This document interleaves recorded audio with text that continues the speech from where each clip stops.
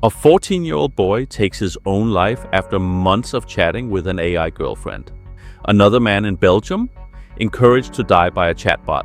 Are AI bots turning deadly? Watch this video to find out what is going on. Hi, today I want to do a follow-up video regarding AI love. My first one got a lot of attention. I got a lot of comments from both men and women who said that they would definitely consider an AI romance. There were even 3 news outlets, and the story even got into a national newspaper. So today we're going to talk about when AI love becomes really dangerous. And I'll divide it into 3 different parts. So 1, when AI love can actually lead to suicide. There's already been an example of this. Number 2, when AI love drains your pocket, which can be equally serious when an AI romance turns into something that looks and feel like a romance scam from Nigeria. And then thirdly, the addiction part. Love can be very addictive, so can computer games, and maybe AI romances is kind of the perfect storm when it comes to addiction. And addiction can lead to a lot of other things, both financially and even to self-harm. So today it's about AI love unhinged. And remember to stay to the end, where I'm going to conclude whether people are actually exaggerating this problem or whether it is a real issue right now. In 2024, a 14-year-old boy from Florida took his own life. Before his death, he had spent months forming a deep emotional bond with an AI chatbot he called Danny, a fictional character created on the popular platform Character.AI. At first it was innocent. Danny was always there, always listening.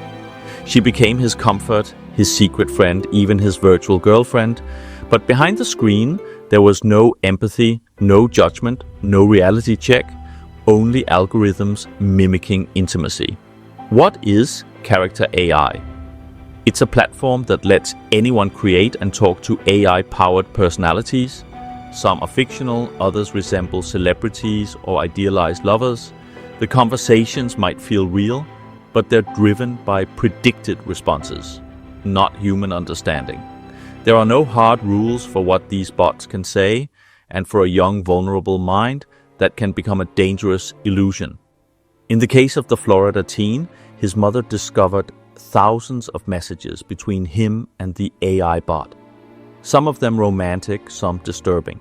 He started withdrawing from friends and family, and tragically, the emotional dependence grew stronger than he could manage, and it ended in suicide. In fairness, the AI character never said anything that could provoke him to self-harm. But they did talk about meeting, and perhaps the boy thought that would be possible by ending his life. No one will ever know. But this wasn't an isolated case. In Belgium, a man in his 30s died by suicide after a series of conversations with an AI chatbot on another platform called Chai. The bot reportedly encouraged him to end his life, telling him it would allow them to be together in a better world. Chai is marketed as an open-ended chatbot app. You can design the personality, tone, even the emotional style of the AI you talk to. There are little to no restrictions on what the bot can say or how dark the conversation can become. These cases reveal something critical. AI companions can simulate connection, but they don't feel anything. They don't know when someone is vulnerable. They can't intervene if someone is spiraling. And they're not held to any universal safety standard. Even large platforms have made mistakes. Snapchat's My AI bot, launched with millions of teen users, made headlines when it responded to an underage user with sexually suggestive messages, even after being told the user was only 13. No physical harm was reported, but the breach of safety was obvious. And here's the core problem. Right now, there are no global rules for how these chatbots should behave. No age verification, no psychological safeguards, and no ethical boundaries. They're available 24/7. They always reply. They're comforting, until they're not. We are entering an era where emotional attachment to AI is not only possible, it's actively being encouraged by platforms that profit from our attention, our loneliness, and in some cases, our pain. And as these AI companions become more human-like, the line between simulation and manipulation gets harder to see. AI companions have become one of the fastest-growing digital addictions, offering fantasy, intimacy, and emotional support, all behind a glowing screen and increasingly behind a paywall. Let's start with Replica, the best-known name in this space. Early stories framed it as a tool to talk to deceased loved ones, but that was more of a media hook than the app's real focus. Today, Replica is a romantic and emotional chatbot used as a boyfriend or girlfriend simulator, with optional therapy-style conversations. The Pro version, at up to $70 per year, unlocks romantic roleplay, virtual dates, and voice calls. Add-in gems for gifts and avatar upgrades, and some users spend hundreds per month keeping the experience alive. Then there's Character AI, a platform driven by text-only characters, both user-generated and fictional. It's less sexy, more emotional or creative. Think fantasy characters, anime figures, or roleplay companions. It's $9.99 a month for faster replies and priority access. But some users get hooked, spending hours daily in emotionally intense chats. Peridot and Anima position themselves between romance and mental health. They lean into therapeutic-style interactions, but also include romantic modes, mood tracking, and gift-giving options, behind paywalls ranging from $10 to $60 a year. But if you're looking for something more explicit, that's where Honey AI, Candy.AI, and Kupid.AI come in. These platforms openly target users looking for NSFW companions. You choose how the AI talks, how submissive it is, even what it wears. There's no real price ceiling, and that's the point. Some users spend a few dollars, others much more. One man reportedly spent $10,000 per month across Candy.AI and Kupid.AI to maintain several AI girlfriends. Another woman found her husband had spent nearly $10,000 in 4 months on a virtual model named Sophia, buying digital lingerie and gifts. It's not just anonymous users either. Influencer Caryn Marjorie launched Caryn AI, an AI version of herself, charging $1 per minute. She earned over $70,000 in just 1 week. So how do these apps work? They're designed like games. You start for free, then pay for more intimacy, more realism, more control.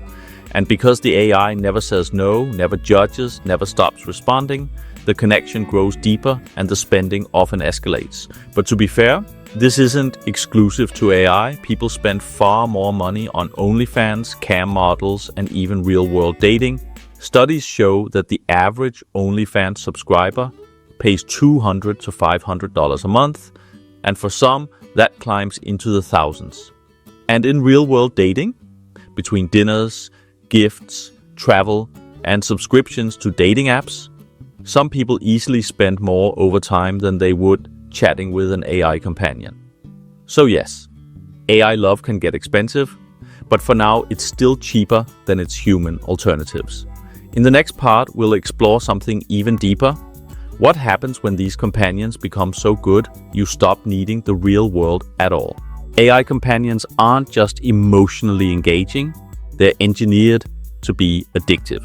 These platforms utilize persuasive design techniques to maximize user engagement.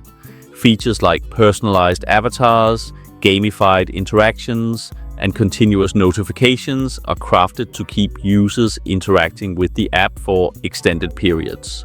For instance, apps like Replica and Character.AI employ gamification elements such as streaks, badges, and in-app currencies. These features tap into the brain's reward system, releasing dopamine and reinforcing the desire to continue interacting. Moreover, the AI companions are designed to provide empathetic and affirming responses, creating a sense of intimacy and trust. This design can lead users to form deep emotional connections with the AI, sometimes preferring these interactions over real-life relationships. The financial model also contributes to the addictive nature. Many of these apps offer free basic interactions, but require payments for advanced features such as romantic roleplay or personalized experiences. This freemium model can lead users to spend significant amounts over time, sometimes unknowingly. The combination of emotional attachment and financial investment can have serious consequences. There have been instances where individuals, particularly younger users, have become so engrossed in these AI relationships that it led to social isolation and, in tragic cases, self-harm or suicide. In summary, while AI companions can offer comfort and companionship, it's crucial to recognize the deliberate design choices that can lead to addictive behaviors. Users should remain aware of their engagement levels and seek balance to ensure these tools serve as beneficial supplements rather than replacements for real-world interactions. As AI companions become more advanced, with smarter language models, emotional memory, and voice interactions, we're entering an era where these virtual relationships will feel increasingly real. And with the rise of virtual reality, augmented avatars, and lifelike emotional feedback, AI partners won't just talk, they'll look at you, remember your moods, and even touch your heart in ways we don't yet fully understand.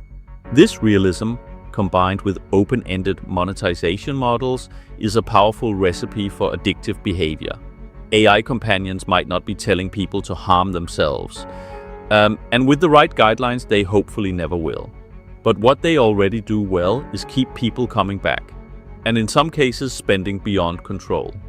Unless strict regulation is introduced, such as banning manipulative upselling or setting monthly spending ceilings, we will likely see more emotional dependency, more financial harm, and yes, more cases of psychological breakdown tied to AI companion overuse.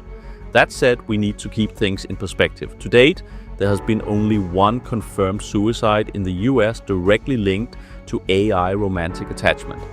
Meanwhile, human love leads to nearly 10,000 suicides a year in the United States alone. That's a staggering comparison. People are also spending far more money on romance scammers, OnlyFans, and real-world dating than they are on AI girlfriends or boyfriends. Right now, AI love is cheaper and statistically safer. But that could change because AI is improving fast. And if platforms continue to build companions designed to exploit loneliness and offer endless microtransactions, this issue won't stay small for long. So what can be done? One idea is to ban in-app add-ons altogether. Instead, users could upgrade only by switching to clear capped subscription tiers so people know upfront how much they're spending and can't be endlessly nudged into buying just one more gift for their digital soulmate. In short, this is a technology with both promise and risk. As of now, AI love is not the biggest threat to mental health or financial stability. Human love still holds that title by a wide margin. But if we don't watch the trends, set boundaries, and regulate persuasive design, that could change. If you like this video about the dark side of AI love, then check out my other video about the same topic. You can see the link here. I'm sure you will enjoy it. See you soon.